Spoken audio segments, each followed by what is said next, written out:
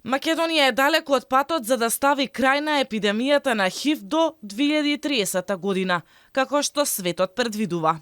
Државата потврла на секое поле за овие пациенти, не финансира доволно средства за превенција и лекови и се користи терапија која не е препорачана од Светската здравствена организација и затоа бројот на заболени расте. Алармираат невладините.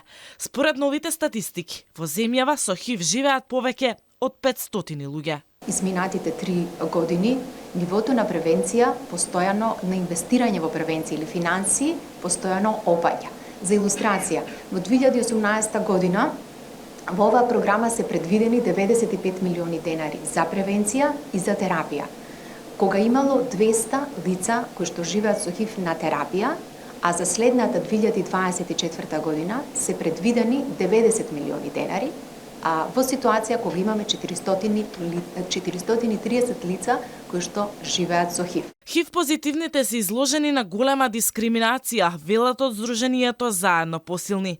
60% од заболените добиваат современа терапија, додека 40% ги добиваат најевтините лекови. 40% од пациентите се уште земаат лек кој што веќе не е препорачан од Светската здравствена организација поради постоењето на можни несакани ефекти. Она што исто така важно и веројатно очекувате да го кажеме, за жал ние повторно ќе констатираме дека иако има промени во однос на стигмата и дискриминацијата позитивни, сепак ова е проблем кој што веројатно и најмногу ги засега директно во секојдневието луѓето кои што живеат со ХИВ.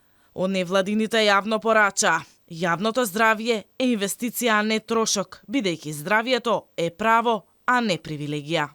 Очекуваме владата и собранието, затоа што буџетот веќе нели влегува во собраниска процедура, да преку таа собраниска процедура, преку амандмани и на сите нели други можни начини, се обезбеди зголемување барем за 10 милиони денари, онолку колку што добивме уверување. Повеќе од 110.000 луѓе се заразени со ХИВ во Европа во 2022 година, а стапката на инфекција е особено висока во земјите од Источна Европа, пред се во Русија.